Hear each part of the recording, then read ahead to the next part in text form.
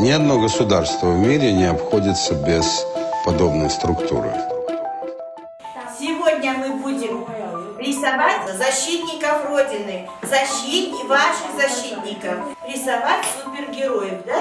Даже у супергероев что есть? Костюм, да? Костюм, маска есть. Я своего папу скажу, он работает милиционером, и когда он дежурный, домой не приходит. Потом, когда он приходит домой, он со мной играет, а потом ему звонят, чтобы он приехал на работу. Он приезжает, а потом он работает. Спецназовцы, они сильные, у них есть маски, у них есть экипировка, автомат, пистолет, гранаты, наручники. Одевают себе костюмы защиты, потом они войну уходят на самый бой, где там война. Стреляют пистолетами, пушками, и у них зеленые каски, есть маски, и они защищают свою родину, свою семью, свой город и каждому своей родины защищает мужчина. Мужчина, он самый сильный. Почему нужен спорт? Потому что ловить бандитов или преступников. Еще они ночью работают, чтобы люди спокойно спали. А мальчики сильные, смелые, на всю родители. Они простые люди, которые просто хотели стать, когда были маленькими.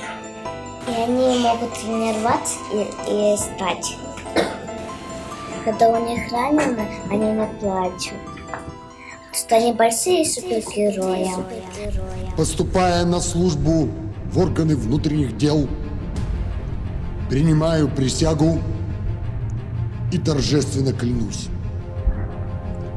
до конца оставаться преданным своему народу, быть честным, мужественным, дисциплинированным, бдительным работником, образцово нести службу, хранить государственную и служебную тайну.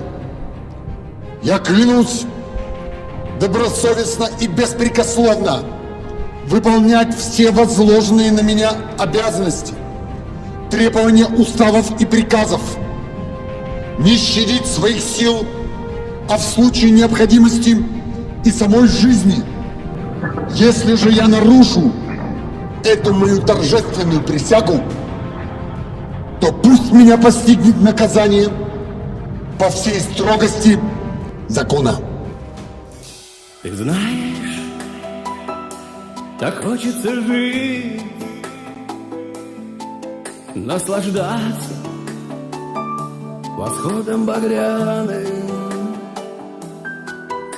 жить, чтобы просто любить все, кто живет с тобой рядом.